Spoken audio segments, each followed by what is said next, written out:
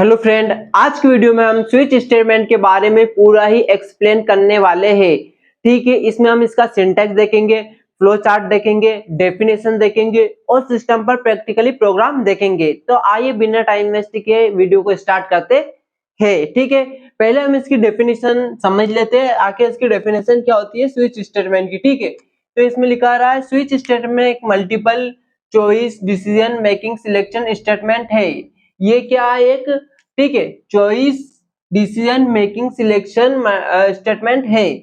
जब multiple cases में से एक केस को सिलेक्ट करना होता है तब स्विच स्टेटमेंट का यूज करते हैं। ठीक है, ये सिंपल सा ये समझिए, आपके पास कई सारे रास्ते हैं, कई सारे रास्ते में से अगर आपको एक रास्ता सिलेक्ट करना है वहां पे आपको स्विच स्टेटमेंट का यूज करना होता है। ठीक है, मतलब जैसे कि मैं बता दूं आपको सिंपल सा, जैसे कि आपको एक रास्ता आपके पास ये है, एक रास्ता ये है, एक रास्ता ये है। आप कहीं पे जा रहे हो तो आपके पास क्या तीन रास्ते हैं यहाँ पर। ठीक है, मल्टीपल रास्ते हैं। अब आपको क्या करना है इन पे जाने के लिए? ठीक है, आपको जाने के लिए इनमें से एक को सिलेक्ट करना है, तो इसे ही हम स्विच स्टेटमेंट कहते हैं। इसमें भी सेम यही होता है कि एक को सिलेक्ट करना होता है। ठीक है दोस्तों, अब इसको हम सिंटेक्स द्वारा समझते हैं ताकि आपका और क्लियर हो जाएगा। ठीक है, कोई दिक्कत वाली बात नहीं है, पूरा शानदार तरीके से हम समझने वाले हैं। ठीक है, इसका सिंटेक्स सिंपल सा है। पहले आपको सिंपल सा स्विच लिखना है। ठीक है, स्विच लिखने के बाद में उसमें एक कंडीशन देंगे हम, मतलब जो एक्सप्रेशन रहेगी उसमें हम पास करेंगे। ठीक है, एक एक्सप्रेशन पास करेंगे हम यहाँ पर। स्विच लिखने के बाद यहाँ पे सिंपल सा क्या करना है, आपको कर्ली ब्रैकेट ओपन करना है और कर्ली ब्रैकेट ओपन करने के बाद आपको क्या करना है, मैंने क्या बोला कि आपके पास मल्टीपल केसेस है। ठीक है, तो यहाँ पे आपको केसेस बनाना है, जैसे मैंने यहाँ पे बनाया केस 1, केस 2, ठीक है, केस नंबर। ठीक है, मैंने क्या किया यहाँ पे केस 1, केस 2 और केस नंबर बना लिया। ठीक है, यहाँ पर ये बना लिया मैंने। अब क्या करूंगा, मैं केस 1 में स्टेटमेंट को एग्जीक्यूट करूंगा। ठीक है, केस 1 का स्टेटमेंट एग्जीक्यूट करूंगा और उसको ब्रेक कर दूंगा। मतलब अगर हमारा केस 1 का स्टेटमेंट एग्जीक्यूट हो जाएगा तो हम उसको वहीं पर ब्रेक लगा देंगे। अगर ब्रेक नहीं लगाएंगे तो जैसे अगर एक का हो गया फिर वो क्या करेगा, दूसरे में आ जाएगा, फिर दूसरे का स्टेटमेंट अपने आप ही एग्जीक्यूट होने लग जाएगा। ठीक है, तो हम क्या करते हैं यहाँ पर ब्रेक लगा देते हैं। मतलब अगर हमारा एक का हो गया तो हम उसमें क्या ब्रेक लगा देंगे कि ताकि वो दूसरे पर ना जाए। ठीक है, अगर हमारा दूसरा ये फर्स्ट वाला फॉल्स हुआ, ठीक है, तो वो क्या करेगा, फिर कहाँ पे आएगा, सेकेंड वाले पे आएगा। ठीक है, सेकेंड वाले पे आने के बाद यहाँ पर क्या करेगा, सेकेंड वाला केस चलेगा। ठीक है, सेकेंड वाला केस चलेगा। केस चलने के बाद में यहाँ पर हम ब्रेक लगा देंगे। ठीक है, फिर हमारा नंबर वाला चलेगा। ठीक है, तीसरा चलेगा। अगर हमारा फर्स्ट और सेकेंड नहीं चलता फिर तीसरा चलेगा। ठीक है, अगर ये तीनों नहीं चलते हैं तो फिर हमारा डिफॉल्ट वाला स्टेटमेंट तो चलेगा ही सही। ठीक है, डिफॉल्ट वाला चलता ही है। ठीक है, तो ये हमारे पास मल्टीपल केसेस है। मल्टीपल केसेस में से हमको एक केस को सिलेक्ट करना होता है। ठीक है, तो इनमें से हम किसी भी केस को सिलेक्ट कर लेंगे। ठीक है, और हम इसको अभी फ्लो चार्ट के द्वारा इस सिंटेक्स के द्वारा फ्लो चार्ट को समझते हैं बहुत शानदार तरीके से। ठीक है, आपको अच्छे से समझ में आएगा। ठीक है, पहले सिंपल सा स्टार्ट करना है हमको। ठीक है, हम स्टार्ट करते हैं। स्टार्ट करने के बाद स्विच स्टेटमेंट की कंडीशनल एक्सप्रेशन पास करना है यहाँ पर। ठीक है, यहाँ पे क्या करना है, स्विच कंडीशनल एक्सप्रेशन को पास करना है। ठीक है, पास करने के बाद हमको क्या करना है, अब यहाँ पर फर्स्ट केस देना है। ठीक है, ये केस हमारे पास फर्स्ट आ गया। ठीक है,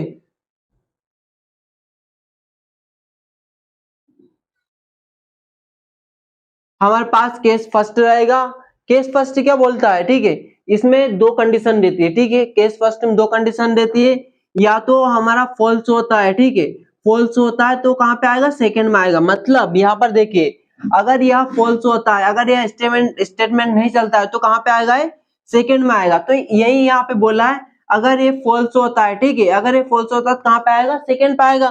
तो मैंने आपको यहाँ पे यही समझाया, अगर फर्स्ट वाला फॉल्स होता है सेकंड में आएगा। ठीक है, इसी प्रकार अगर यह ट्रू होता है, या ट्रू होता है तो क्या होगा, इसमें जो स्टेटमेंट ये चलेगा। ठीक है, तो ये वाला स्टेटमेंट इसमें एग्जीक्यूट होगा और फिर आकर यहाँ पर एंड हो जाएगा। ठीक है, मतलब पहला चल गया फिर वो बाकी का अपने आप यहाँ पर आकर एंड हो जाएगा। ठीक है, जिसके बाद में यहाँ पर क्या होगा, जिससे कि हमारा फर्स्ट वाला फॉल्स होगा। ठीक है, तो सेकंड पे आ गया, तो ये क्या होगा, सेकंड पे आ गया। सेकंड के बाद में अगर हमारा सेकंड वाला ट्रू हुआ, ठीक है, तो ये वाला स्टेटमेंट चलेगा, ठीक है, तो ये वाला स्टेटमेंट हमारे यहाँ पे चलेगा अगर ट्रू हुआ। अगर सेकंड भी हमारा फॉल्स होगा, ठीक है, जो हमारा सेकंड था वो भी हमारा फॉल्स होगा, तो फिर कहाँ पे आएगा वो, यहाँ पे आएगा एन नंबर पे, ठीक है। एन नंबर पे आने के बाद अगर हमारा एन नंबर ट्रू हुआ तो कौन सा चलेगा, एन नंबर चलेगा, ठीक है। एन नंबर भी अगर हमारा फॉल्स हो गया तो, अगर एन नंबर भी हमारा फॉल्स होगा तो फिर वो कहाँ पे जाएगा, डिफॉल्ट में जाएगा, ठीक है। फिर कहाँ पे जाएगा, वो डिफॉल्ट में जाएगा, ठीक है। डिफॉल्ट में जाने के बाद वह डिफॉल्ट में चलेगा, ठीक है, यह डिफॉल्ट चलेगा, फिर चलेगा और फिर एंड हो जाएगा। डिफॉल्ट तो अपना आप चलना ही है, वो कौन से भी कंडीशन हो चलेगा, ठीक है। और इसमें एक स्थिति बनती है जैसे कि अगर आपका फर्स्ट स्टेटमेंट एग्जीक्यूट हो गया, ठीक है, तो वो कहाँ पे आ जाएगा, बाहर आ जाएगा, ठीक है। फर्स्ट स्टेटमेंट एग्जीक्यूट होने के बाद कहाँ पे आ जाएगा, वो डायरेक्टली बाहर आ जाएगा, ठीक है। यहाँ से जैसा मिटा देता हूँ मैं, जैसे ही फर्स्ट एग्जीक्यूट होगा तो कहाँ पे आ जाएगा, बाहर आ जाएगा। मतलब जैसे अगर वाला स्टेटमेंट चल गया तो फिर वो क्या करेगा, डायरेक्ट कहाँ पे आ जाएगा, डायरेक्ट यहाँ पर आ जाएगा, फिर इन किसी में भी नहीं जाएगा, मतलब इनमें नहीं जाएगा, वो सेकंड में नहीं जाएगा, ठीक है, डायरेक्ट यहाँ पर आ जाएगा वो। अगर आपका फर्स्ट वाला नहीं चला तो सेकंड पे आएगा वो डायरेक्टली। सेकंड पे आने के बाद, ठीक है, सेकंड पे आने के बाद क्या करेगा, वो सेकंड पे आएगा और डायरेक्ट यहाँ पे जाके एंड हो जाएगा। इस प्रकार सभी में से एक चलता है बस, ठीक है, या तो ये चल जाएगा, ये चल जाएगा, ये चल जाएगा, ये चल जाएगा, ठीक है। इन मल्टीपल केसेस में से एक केस चलेगा, ठीक है। अब आइए हम सिस्टम पर इसको सिंटेक्स और फ्लो चार्ट की मदद से प्रैक्टिकली समझते हैं। तो दोस्तों हम स्विच स्टेटमेंट का प्रोग्राम देख लेते हैं। तो आइए चलते हैं सिस्टम पर, देखते हैं। यहाँ पर सबसे पहले मैं इसको इंपोर्ट वाली लाइन को लिख लेता हूँ। फिर मैं क्या यहाँ पे क्लास बना लेता हूँ। क्लास का नाम रख दिया मैंने ch, काली ब्रैकेट ओपन कर लेता हूँ। काली ब्रैकेट ओपन करने के बाद में यहाँ पर मैं एक मेथड बना लेता हूँ, पब्लिक स्टैटिक वॉइड मेन वाली लाइन लिख लेता हूँ, ठीक है। काली ब्रैकेट ओपन करता हूँ, यहाँ पर वापस में काली ब्रैकेट ओपन करने के बाद यहाँ पर मैं एक इंटीजर टाइप की वैल्यू बनाऊंगा, ठीक है। तो यहाँ पे मैं एक इंटीजर टाइप की वैल्यू बना लेता हूँ, A = 10 कर देता हूँ, B = 20 और C, यहाँ पे हम C की वैल्यू ज्ञात करेंगे, ठीक है। इसके बाद में मैं यूजर से आउटपुट लेने के लिए, ठीक है, इनपुट लेने के लिए एक आउटपुट दे रहा हूँ यहाँ पर, ठीक है। तो यहाँ पे दे दिया मैंने system.out.println, ठीक है। यहाँ पे एंटर यूजर चॉइस, जो यूजर की चॉइस है उसके हिसाब से वह इसमें एंटर करेगा, ठीक है। जिसके बाद में सिंपल सा मैं क्या करता हूँ, यहाँ पर एक स्कैनर क्लास बना लेता हूँ। तो यहाँ पे मैं एक स्कैनर क्लास बना लेता हूँ। मैंने स्कैनर क्लास बना लिया, scanner r = new scanner system dot in, ठीक है। अब जब भी मैं स्कैनर बनाऊंगा तो वहां पर एक मैं मेथड बनाऊंगा। तो यहाँ पे मैं मेथड बना लेता हूँ। मैंने यहाँ पे ऑब्जेक्टिव r है, ठीक है, r.nestInt, ये नेस्टइंट मेथड का नाम है, ठीक है। और ये c, ये वाला c हम यहाँ पे यहाँ पे हमने पुट करवा दिया इसको, ठीक है। जिसके बाद में मैं स्विच का प्रोग्राम बनाऊंगा यहाँ पे। तो स्विच लिखूंगा सिंपल सा। स्विच में मैं क्या करूंगा, यहाँ पे स्विच में मैं सी को इनपुट कर दूंगा, ठीक है। जो एक्सप्रेशन रहेगी यहाँ पर सी, यहाँ पर मैं इनपुट करूंगा, ठीक है। यहाँ पे काली ब्रैकेट को ओपन करता हूँ। काली ब्रैकेट ओपन करने के बाद में यहाँ पर केस फर्स्ट देता हूँ। मैं केस फर्स्ट में क्या करूंगा, मैं इसको केस फर्स्ट में, ठीक है, यहाँ पर a+b करूंगा। जो a+b है ये किसके इक्वल टू होना चाहिए, सी के इक्वल टू, ठीक है। तो यहाँ पर जब हम केस 1 प्रेस करेंगे तो a+b हो जाएगा हमारा, ठीक है। जिसके बाद में यहाँ पे मैं ब्रेक लगा देता हूँ। ब्रेक लगा दिया मैंने। अब केस 2 करता हूँ। केस 2 में मैंने क्या किया, यहाँ पे सब किया, मतलब यहाँ पे केस फर्स्ट में हमने सम किया था, केस 2 में हमने सब स्टेक कर दिया। सब स्टेक मतलब माइनस लगा दिया इसमें, ठीक है। और यहाँ पे केस 2 में जब आप केस 2 प्रेस करोगे तो यहाँ पे माइनस हो जाएगा, ठीक है।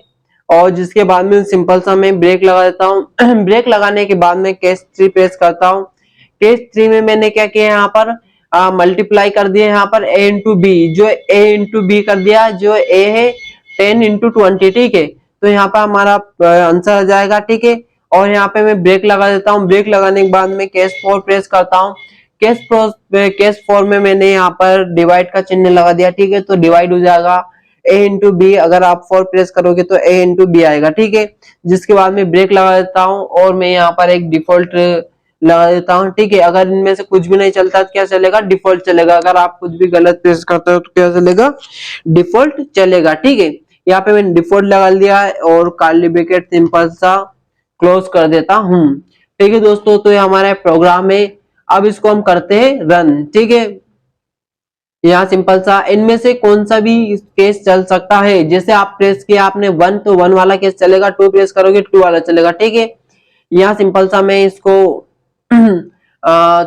कंपाइल करता हूं। तो कंपाइल करने के लिए मैं यहाँ पे आ जाता हूं, यहाँ पे डेस्कटॉप लोकेशन देता हूं CD डेस्कटॉप। ठीक है, डेस्कटॉप, तो मैंने इसको सेव डेस्कटॉप, ठीक है डेस्कटॉप दे दिया और यहाँ पे मैंने कंपाइल करूंगा मैं इसको। तो इसका किस नाम से मैंने सेव कर रखा है, CHSH नाम से सेव कर रखा है। आप यहाँ पे देख सकते हो SH, तो यहाँ पर मैं SH लिखूंगा sh.java। ठीक है, sh.java लिखा मैंने, सिंपल सा एंटर किया तो ये हमारा कंपाइल हो चुका है। कंपाइल होने के बाद में रन करूंगा इसको मैं, तो जावा लिखूंगा और sh लिखूंगा क्योंकि sh क्लास का नाम है। सिंपल सा एंटर करूंगा तो यहाँ पे बोल रहा है एंटर यूजर चॉइस। ठीक है, तो यहाँ पे हम जैसे कि मैंने यहाँ पे फर्स्ट डाला तो यहाँ पे फर्स्ट में क्या प्रिंट होगा हमारा 30। ठीक है, तो आप देखिए यहाँ पे केस फर्स्ट देखिए, केस फर्स्ट में a+b है। तो ये जो a+b देख रहे हो आप यहाँ पे, ये a+b हो चुका है। 10 + 20 कितना हुआ 30, तो यहाँ पे 30 आ गया है। इसी प्रकार अगर आप जावा लिखकर क्लास का नाम लिखते हो ch, ठीक है, अगर यहाँ पे बोल रहा है फिर एक मिनट जावा ch, ठीक है जावा ch लिखा और सिंपल सा एंटर किया। ठीक है, एक मिनट जावा, इसको एक बार कंपाइल कर देता हूं मैं। ठीक है, जावा लिखूंगा ch लिखूंगा .java। ठीक है, ये हमारा कंपाइल हो चुका है। कंपाइल होने के बाद में जावा और ch, ठीक है, यहाँ पे सिंपल सा एंटर करता हूं तो यहाँ पर फिर वैल्यू पूछ रहा है। अगर मैं यहाँ पे 3 प्रेस करता हूं तो यहाँ पे हमारा क्या आना चाहिए, a/b, मतलब a/b मतलब 10 × 20 200 आना चाहिए। ठीक है, तो मैं यहाँ पे 3 प्रेस करता हूँ। ठीक है, यहाँ पे मैंने 3 प्रेस कर दिया और इंटर किया तो यहाँ पे हमारा आ गया 200। ठीक है, इसी प्रकार मैं यहाँ पे जावा लिखता हूँ और sh लिखता हूँ और फिर इंटर करता हूँ। तो यहाँ पर अगर मैं जैसे कि हमारा 4 तक दे रखा है, अगर मैं यहाँ पर 5 प्रेस करता हूँ तो ये हमारा कहाँ पर चला जाता है, डिफॉल्ट में चला जाता है और क्या बोलता है, इनवैलिड। इसी प्रकार आप 6, 7, 8 जो भी प्रेस करोगे उसमें इनवैलिड बताएगा। ठीक है दोस्तों, तो ये हमारा स्विच स्टेटमेंट का प्रोग्राम हो चुका है। आप इसका स्क्रीनशॉट ले सकते हो। अगर इसी प्रकार हमारी वीडियो चाहते हो तो हमारे चैनल को सब्सक्राइब करें, लाइक करें, शेयर करें। ओके, मिलते हैं नेक्स्ट वीडियो में नए टॉपिक के साथ।